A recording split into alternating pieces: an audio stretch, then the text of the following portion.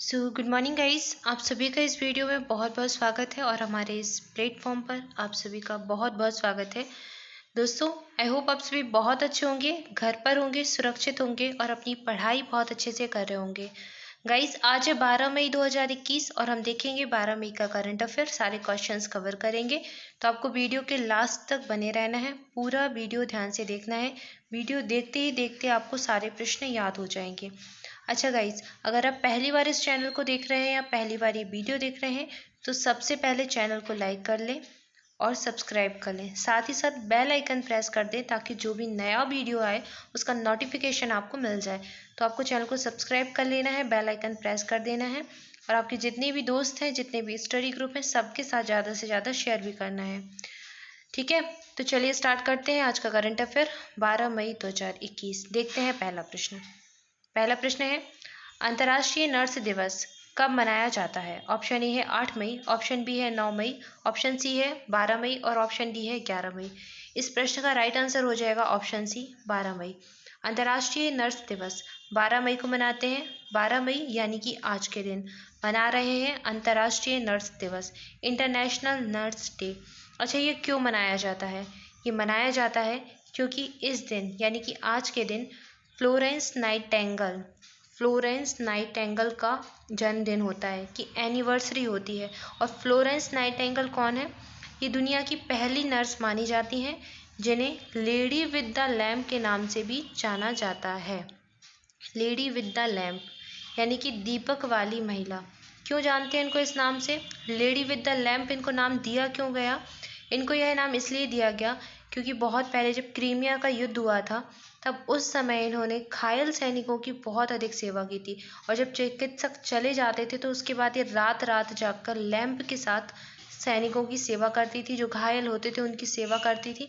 तो इसी वजह से इन्हें लेडी विद द लैम्प कहा जाता है। और इनका सेवा भाव और जो त्याग था उस समय का, वो देखकर ही और आने वाली महिलाओं को नर्सिंग के क्षेत्र में जाने की प्रेरणा मिली। इसलिए इन्हें दुनिया की पहली नर्स भी कहा जाता है। फ्लोरेंस नाइटेंगल बहुत इंपॉर्टेंट नाम है, याद रखिए। ये एक ब्रिटिश महिला थी जिन्होंने क्रीमिया की युद्ध के समय बहुत अधिक कार्य किया। तो 12 मई इनकी एनिवर्सरी होती है, इसलिए अंतर्राष्ट्रीय नर्स दिवस 12 मई के दिन मनाया जाता है। अच्छा, एक नेशनल नर्स डे भी होता है, यानी कि राष्ट्रीय नर्स दिवस, नेशनल नर्स डे कब होता है? ये होता है 6 मई को। 6 मई को। और राष्ट्रीय नर्स सप्ताह भी मनाते हैं 6 मई से 12 मई तक, यानी कि आज तक 6 मई से 12 मई तक मनाया गया राष्ट्रीय नर्स सप्ताह। ठीक है, तो नेशनल नर्स डे 6 मई और अंतर्राष्ट्रीय नर्स डे यानी कि इंटरनेशनल नर्स डे 12 मई। दोनों याद रखना है, कंफ्यूज नहीं होना है।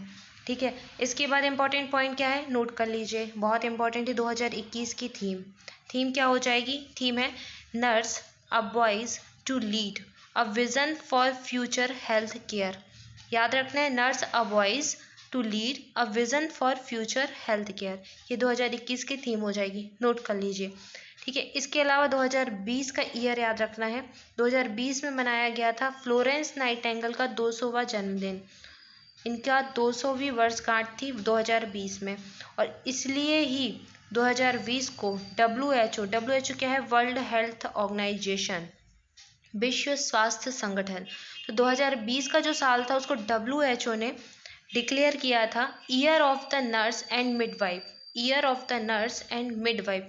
तो मिडवाइफ यानी कि जो दाइमा होती हैं और जो नर्स होती हैं उनका वर्ष घोषित किया था WHO ने 2020 को। तो इम्पॉर्टेंट पॉइंट है, नोट कर लेना है। ठीक है, 2021 की थीम नोट कर लेना है, ये नोट कर लेना है और याद कर लेना है राष्ट्रीय नर्स दिवस। ठीक है, इतने पॉइंट याद रखने हैं आपको इस प्रश्न से संबंधित। आइए देखते हैं अगला प्रश्न। आपके लिए अगला प्रश्न है, किस राज्य के खदान विस्फोट में मारे गए मजदूरों के परिजनों को 10-10 लाख रुपए देने की घोषणा की गई है? ऑप्शन देख लेते हैं। पहला ऑप्शन है आंध्र प्रदेश, दूसरा ऑप्शन है तमिलनाडु, तीसरा है महाराष्ट्र और चौथा है तेलंगाना। इस प्रश्न का राइट आंसर हो जाएगा ऑप्शन ए, आंध्र प्रदेश। आंध्र प्रदेश ने अपने जो खदान थी वहाँ पे विस्फोट में मारे गए मजदूरों के परिजनों को 10-10 लाख रुपए देने की घोषणा की है। तो आंध्र प्रदेश की एक खदान में विस्फोट हुआ था जहाँ पर मजदूरों की जो है वो बहुत सारे मजदूर घायल हो गए थे और कुछ मजदूरों की मृत्यु भी हो गई थी। तो वहाँ पर 10-10 लाख रुपए राज्य सरकार के द्वारा दिए जाएंगे उनके परिजनों को। आंध्र प्रदेश, ऑप्शन ए इसका राइट आंसर हो जाएगा। देखते हैं अगला प्रश्न। नेक्स्ट है, महिला सैन्य पुलिस का कौन सा बैच भारतीय सेना में शामिल किया गया है? ऑप्शन ए है पहला, ऑप्शन बी है दूसरा, ऑप्शन सी हो जाएगा तीसरा और ऑप्शन डी है पांचवा। इस प्रश्न का राइट आंसर है ऑप्शन ए पहला। तो महिला सैन्य पुलिस का पहला बैच भारतीय सेना में शामिल कर लिया गया है, याद रखना है। चूंकि ये पहला बैच है महिला सैन्य पुलिस का, इसलिए इम्पोर्टेंट है, आपसे पूछ सकते हैं प्रश्न, इम्पोर्टेंट है, याद कर लीजिए। देखते हैं अगला प्रश्न। नेक्स्ट है, जोधपुर में रेलवे जो स्टेशन है उसका जो मियाँ का बाड़ा रेलवे स्टेशन है जोधपुर में, इसका नाम बदल दिया और इसका नाम बदल के क्या रखा आपसे पूछा जा रहा है। ऑप्शन है आपके महेश नगर, दूसरा ऑप्शन है लाजपत नगर, तीसरा ऑप्शन है मियाँ की नगरी और चौथा ऑप्शन है जोधा की बाड़ी। तो आपको बताना है कि जो मियाँ का बाड़ा जोधपुर में रेलवे स्टेशन है उसका नाम क्या बदल के रख दिया है। इस प्रश्न का राइट आंसर हो जाएगा ऑप्शन ए महेश नगर। मियाँ का बाड़ा अब जाना जाएगा महेश नगर के नाम से, माँ से मियाँ माँ से महेश, याद कर लीजिए। तो जोधपुर जो रेलवे स्टेशन है उसका नाम हो गया है महेश नगर। इंपॉर्टेंट क्वेश्चन है, स्पेशली जो राजस्थान के बच्चे हैं उनके लिए बहुत इंपॉर्टेंट है, जो आरपीएससी की तैयारी करते हैं या फिर जो राजस्थान का असिस्टेंट प्रोफेसर का एग्जाम है उसमें भी करंट अफेयर पूछा जाता है, उन सब के लिए इम्पॉर्टेंट है। रीट की तैयारी करने वालों के लिए भी इम्पॉर्टेंट है, तो याद कर लीजिए महेश नगर। ठीक है, इसके अलावा ग्रुप डी और एनटीपीसी, ये एग्ज़ाम जो भी बच्चे देने वाले हैं उनको पूरे भारत का करंट अफेयर बहुत अच्छे से याद करना है, क्योंकि वो किसी भी स्टेट का कोई भी प्रश्न पूछ सकते हैं। तो याद कर लेना है, मियाँ का बड़ा का नाम रहेगा महेश नगर। ऑप्शन ए इसका राइट आंसर हो जाएगा। देखते हैं अगला प्रश्न। अगला प्रश्न है आपके लिए, हाल ही में ट्विटर ने कोरोना से लड़ने के लिए भारत को कितने डॉलर सहायता राशि रूप में देने की घोषणा की है। ऑप्शन ए है आपका 10 मिलियन डॉलर, ऑप्शन बी है 15 मिलियन डॉलर, ऑप्शन सी है 25 मिलियन डॉलर और ऑप्शन डी है 19 मिलियन डॉलर। इस प्रश्न का राइट आंसर हो जाएगा ऑप्शन बी 15 मिलियन डॉलर। तो ट्विटर को सब जानते हैं, बहुत सारे बच्चे यूज़ भी करते होंगे ट्विटर। ठीक है, तो ट्विटर जो है वो कोरोना से लड़ने के लिए भारत को 15 मिलियन डॉलर की सहायता राशि देगी। अच्छा, ये जो राशि है वो सीधे भारत सरकार के अकाउंट में नहीं आ जाएगी। ये जो राशि है ट्विटर वो 3 एनजीओ को देने वाला है। ये 3 एनजीओ कौन कौन से हैं? एक तो आपका केयर एनजीओ हो जाएगा। ठीक है, तो एक जो केयर एनजीओ है उसको ये राशि मिलेगी, उसको दी जाएगी कितनी, 10 मिलियन डॉलर की राशि केयर एनजीओ को। इसके अलावा एक एड इंडिया नाम से एनजीओ है, एक एड इंडिया नाम से एनजीओ है, उसको दी जाएगी 2.5 मिलियन डॉलर की राशि। इसके अलावा एक तीसरा एनजीओ है जिसका नाम है सेवा इंटरनेशनल यूएस। क्या नाम है? सेवा इंटरनेशनल यूएस। तो इस एनजीओ को भी 2.5 मिलियन डॉलर की राशि दी जाएगी। तो जो एड इंडिया है और सेवा इंटरनेशनल यूएस है, इन दोनों को 2.5 मिलियन डॉलर की राशि मिलेगी। बाकी जो केयर एनजीओ है उसको दी जाएगी 10 मिलियन डॉलर की राशि। तो 3 एनजीओ में ये राशि बांटी जाएगी जो कि ट्विटर देने वाला है भारत को। ठीक है, अच्छा, ट्विटर के सीईओ कौन है? याद कर लीजिए, जैक डॉर्सी। कौन है? Jack Dorsey. इंपॉर्टेंट नाम है, पूछ सकते हैं आपसे रेलवे के एग्जाम में, बहुत इंपॉर्टेंट है ये रेलवे के एग्जाम देने वाले बच्चों के लिए, तो नोट कर लीजिए जैक डॉर्सी। कौन है? ट्विटर के सीईओ हैं ये, ट्विटर के सीईओ हो जाएंगे जैक डॉर्सी। इस प्रश्न का राइट आंसर था ऑप्शन बी 15 मिलियन डॉलर। देखते हैं अगला प्रश्न।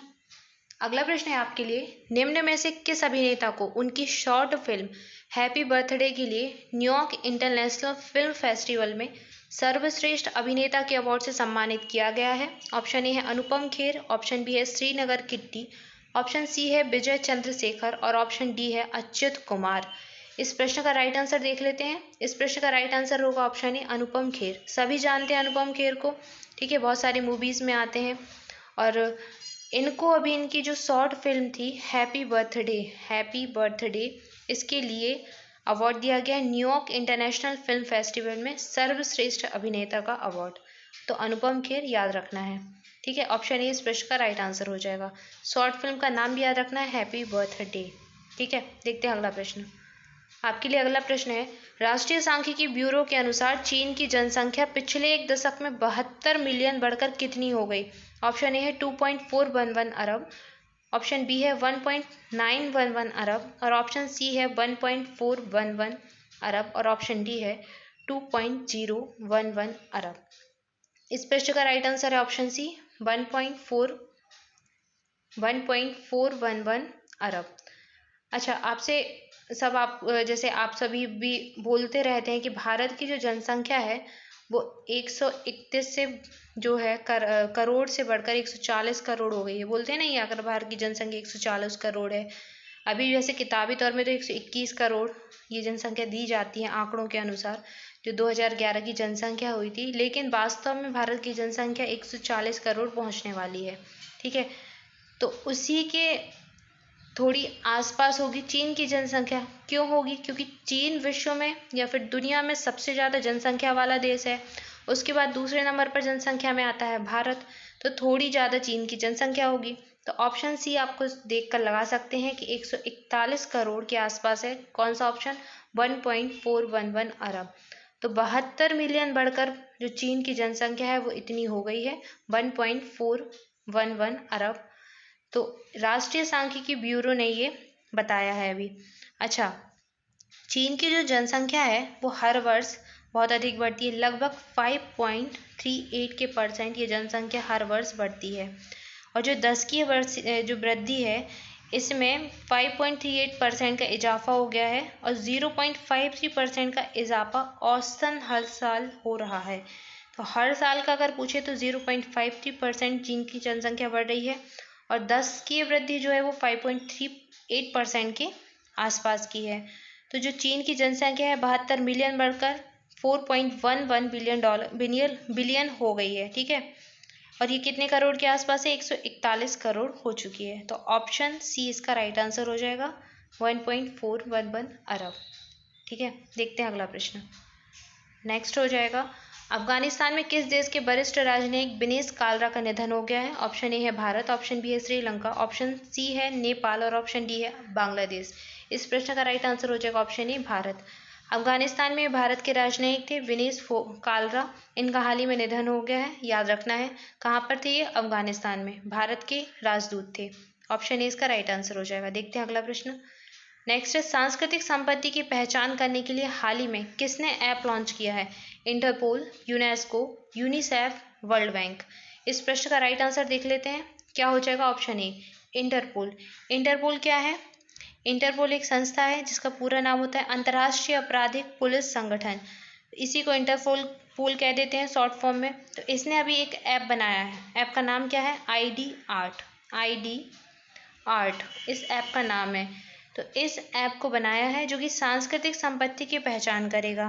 तो ये जो मोबाइल एप्लीकेशन है ये चोरी हुई सांस्कृतिक संपत्तियों की पहचान करेगा, तस्करी की गई और तस्करी को कम करेगा तथा चुराई हुई जो कलाकृतियां हैं उनकी पुनर्प्राप्ति की संभावना को बढ़ाने में मदद करेगा।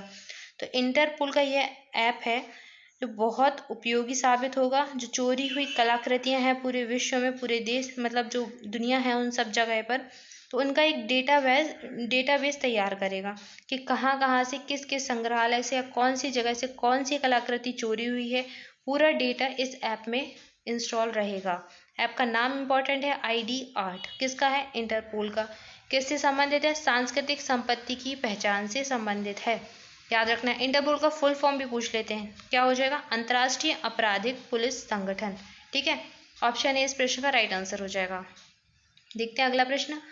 नेक्स्ट है, इकोपिया किस देश में ऐतिहासिक परियोजना के लिए भारत में सौर प्रौद्योगिकी का उत्पादन कर रही है? ऑप्शन देख लेते हैं। क्या है ऑप्शन? ऑप्शन ए है UAE यानी कि संयुक्त अरब अमीरात, ऑप्शन बी हो जाएगा फ्रांस, ऑप्शन सी हो जाएगा रूस और ऑप्शन डी हो जाएगा इजराइल। इस प्रश्न का राइट आंसर हो जाएगा ऑप्शन ए UAE, संयुक्त अरब अमीरात। UAE यूनाइटेड अरब अमीरात।